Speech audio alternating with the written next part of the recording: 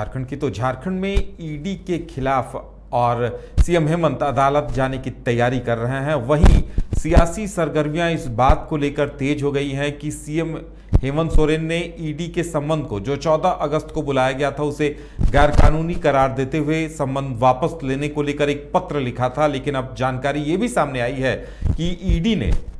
पत्र का जवाब दिया है। सीएम ने जो सवाल खड़े किए थे, जो आरोप लगाए थे, उनका बिंदुवार जवाब ईडी ने दिया है। ईडी ने बताया है कि आपको किस वजह से बुलाया जा रहा है, कहां गड़बड़ियां पाई गई हैं और किन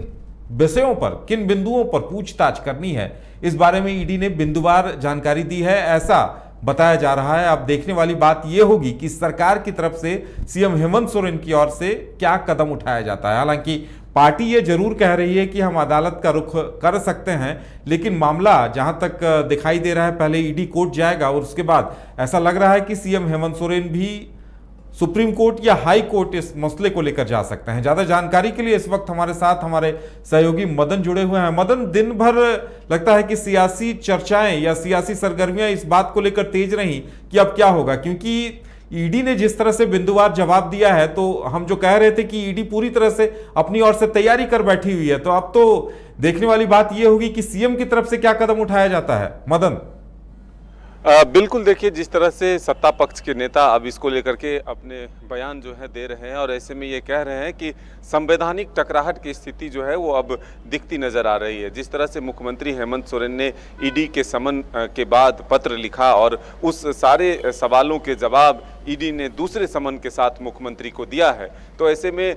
जो कांग्रेस के प्रदेश अध्यक्ष है राजेश ठाकुर, उन्होंने साफ तौर पर आज कहा कि 14 अगस्त को 15 अगस्त से ठीक एक दिन पहले मुख्यमंत्री को समन दिया जाता है और फिर उसके बाद 24 अगस्त को बुलाया जाता है। तो इससे ये प्रतीत होता है कि कहीं ना कहीं संवैधानिक संकट जो है इस राज्य में वो उत्पन्न हो रहे हैं। तो ऐसे में अब सत्ता पक्ष और विपक्ष दोनों एक दूसरे पर हमलावर हुए हैं इस मामले को लेकर के। सत्ता पक्ष जहां ये कह रही है कि जो ये सरकार है, जो गैर बीजेपी शासित जो सरकारें हैं जिन राज्यों में, वहां पर केंद्र जो है वो बीजेपी के इशारे पर या जो केंद्र सरकार है वो ईडी और सीबीआई का या इनकम टैक्स का गलत इस्तेमाल कर रही है, उस सरकार को अस्थिर करने की कोशिश की जा रही है। आपको ये भी पता है कि मुख्यमंत्री ने जो पत्र लिखा था उसमें ये भी बातें उल्लेख की गई थी कि पिछले 1 वर्षों से साथ आने की जो है दबाव दिए जा रहे हैं और साथ ही नहीं आने पर इन संस्थाओं के द्वारा दबाव बनाया जा रहा है। तो ये तमाम जब आरोप प्रत्यारोप का दौर जारी है, तो ऐसे में अब बीजेपी भी हमलावर है और वो कह रही है कि सरकार जब भ्रष्टाचार में लिप्त है इसलिए उनको ईडी के समक्ष जाने में डर लग रहा है, ईडी के सवालों का सामना करने में उनको डर लग रहा है। अगर कोई गड़बड़ी नहीं है तो फिर ईडी के समक्ष जाने में इतनी डर क्यों, इतनी देरी क्यों आखिर संवैधानिक संस्थाओं का वो सहारा लेना चाहते हैं। खैर, इसके लिए वो स्वतंत्र हैं, कोई भी व्यक्ति संवैधानिक संस्थाओं का जो है अपना सहारा ले सकता है, कानून के शरण में जा सकता है। तो ऐसे में अब जो टकराहट की स्थिति दिख रही है उसमें यह स्पष्ट प्रतीत हो रहा है कि दूसरे समन में जो कि 24 अगस्त का समय दिया गया है, उससे पहले कहीं हेमंत सोरेन जो मुख्यमंत्री झारखंड के हैं वो हाईकोर्ट या सुप्रीम कोर्ट का रुख न कर ले। बिल्कुल, लेकिन मदन, हो सकता है कि वो जब संवैधानिक विशेषज्ञों या फिर अपने कानूनी राय जब लेंगे तो हो सकता है कि वो पूछताछ में चले जाएं। लेकिन जिस तरह से पार्टी ने यह बयान दिया है कि हम अदालत की शरण में जाएंगे, तो अब तो हर किसी की नजर इसी बात पर टिकी हुई है कि आने वाले दिनों में इस पर क्या होता है।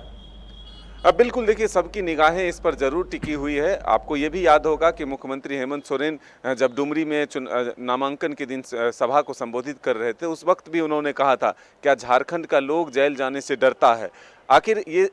सीधे तौर पर वो कह रहे हैं कि जो भी आगे मुसीबतें आती है उसको सामना करने में कहीं से वो पीछे नहीं है, लेकिन जिस तरह से ईडी के द्वारा समन भेजा जा रहा है ये गैर कानूनी है और हमें परेशान करने की कोशिश है। और इसी के खिलाफ जो है पार्टी ने, यानी कि जेएमएम के नेता अब ये कह रहे हैं कि हमारी जो पार्टी है या फिर जो मुख्यमंत्री हैं वो कानून के शरण में जा सकते हैं। तो ऐसे में अब ये देखना होगा कि क्या मुख्यमंत्री हेमंत सोरेन कानूनी सलाह लेने के बाद ईडी के समक्ष पूछताछ के लिए जाते हैं या फिर उससे पहले वो उच्च न्यायालय या सर्वोच्च न्यायालय का रुख लेते हैं। बिल्कुल मदन, देखना दिलचस्प होगा आगे क्या होता है। फिलहाल इस मसले पर धन्यवाद। बात करेंगे एक और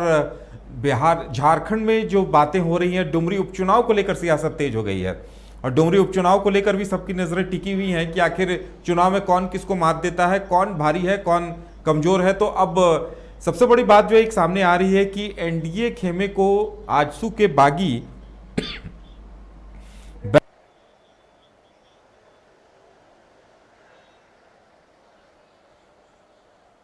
महतो ने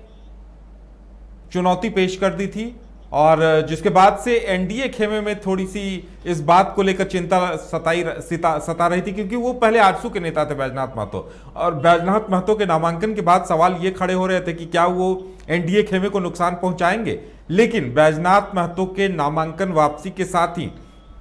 ये तय हो गया है कि अब एनडीए खेमे को नुकसान नहीं पहुंचने जा रहा है। अब सवाल इस बात को लेकर उठ रहे हैं कि जो इंडिया गठबंधन है, जेएमएम कांग्रेस का गठबंधन है, वहां ओवैसी की पार्टी के एक प्रत्याशी खड़े हैं। आखिर मनाने की कोशिश उन्हें भी हो रही है, तो कयास इस बात को लेकर लगाए जा रहे हैं कि एक दिन का वक्त बचा है, तो क्या वो नामांकन वापस लेंगे। हमारे साथ हमारा सहयोगी मदन है। मदन,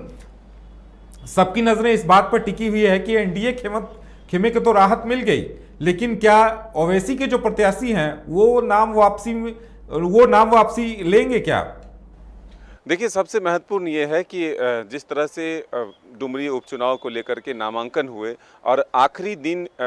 जो आजसू के जिला अध्यक्ष थे बैजनाथ महतो, वो नामांकन करते हैं सूर्य सिंह बेसरा की पार्टी से, और सूर्य सिंह बेसरा काफ़ी उत्साहित थे कि एक मजबूत कैंडिडेट जो है हमने चुनावी मैदान में दिया है, और सबसे ज़्यादा आप अगर देखें तो महतो वोटर जो है वहाँ पर ज़्यादा है। ऐसे में हर उम्मीदवार जो है उस वर्ग के वोट को पाना चाहता है, तो ऐसे में एक मजबूत दावेदारी सूर्य सिंह बेसरा ने वहाँ पर पेश की थी और अधिक से अधिक वोट हासिल करने की उम्मीद रखी थी। लेकिन आजसू के नेताओं को ये लगा कि बैजनाथ महतो के पार्टी से चले जाने से काफ़ी नुकसान हो सकते हैं, जो पार्टी के कोर वोटर हैं कहीं वो ज़्यादा डैमेज ना हो। इसको मैनेज करने के लिए उन्होंने अपने नेता को मनाया और बैजनाथ महतो को फिर से अपने पार्टी में वापस लाया, और इसी शर्त पर वो घोषणा भी किए हैं कि भाई हम अब जो है अपना नॉमिनेशन वापस लेंगे। लेकिन सूर्य सिंह बेसरा ने चुनाव आयोग को एक पत्र लिखा है और उसमें उन्होंने कहा है कि हमारे कैंडिडेट को आजसू के द्वारा जो है जबरन किडनैप किया गया है, उन्हें प्रलोभन दिया गया है, 1 करोड़ रुपए तक के प्रलोभन दिए गए हैं। तो ऐसे में ये जो है मामला सही नहीं है और ऐसे में उनके नामांकन वापस नहीं होने चाहिए। तो ये जो मुकाबला जो था वो त्रिकोणीय होता हुआ जो दिख रहा था, अब ये स्पष्ट है कि सीधा मुकाबला जो है यशोदा देवी और जो बेबी देवी हैं उनके बीच होने वाला। अब रही बात ओबीसी की पार्टी के उम्मीदवार की, तो फिलहाल ये सूचनाएं नहीं है कि ओबीसी के पार्टी के उम्मीदवार भी अपने नॉमिनेशन जो है वापस लेने जा रहे हैं। फिलहाल अभी तक उनके नाम जो है बरकरार हैं और ऐसी कोई सूचना नहीं है कि वो नाम वापस लेंगे। तो अब मुकाबला जो है दिलचस्प है डुमरी का, और ऐसे में हम कह सकते हैं कि आजसू को जिस बात का डर था, यानी कि एनडीए को जो डर हो रहा था कि हमारे ही जिला अध्यक्ष जो बैजनाथ महतो थे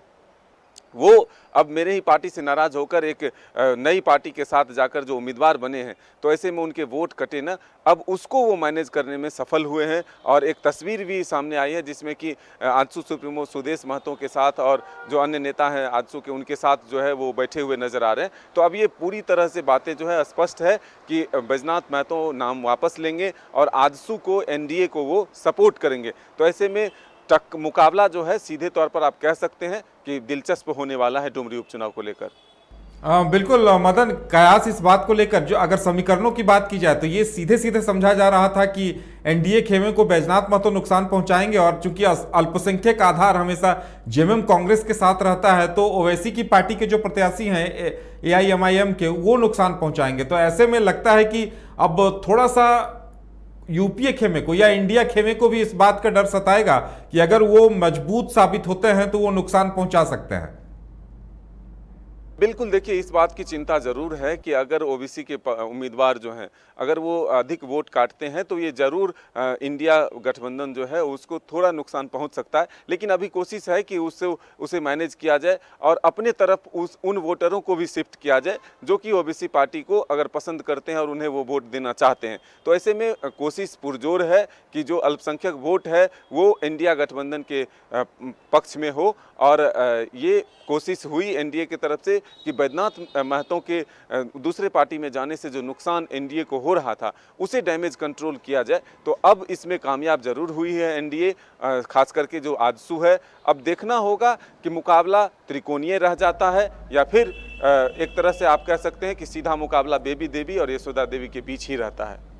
चलिए मदन, हमारे साथ जुड़ने के लिए और तमाम जानकारी देने के लिए आपका बहुत बहुत धन्यवाद। तो देखने वाली बात यह होगी कि डुमरी उपचुनाव में अब समीकरण अंतिम रूप से क्या आते हैं, क्या जो ओवैसी की पार्टी के उम्मीदवार हैं वो भी नाम वापसी करते हैं या फिर वो मुकाबले में बने रहते हैं, ये भी देखना दिलचस्प होगा। फिलहाल हमारे साथ इतना ही, हमें दीजिए इजाजत और आप देखते रहिए न्यूज़ बाइस्कोप। नमस्कार।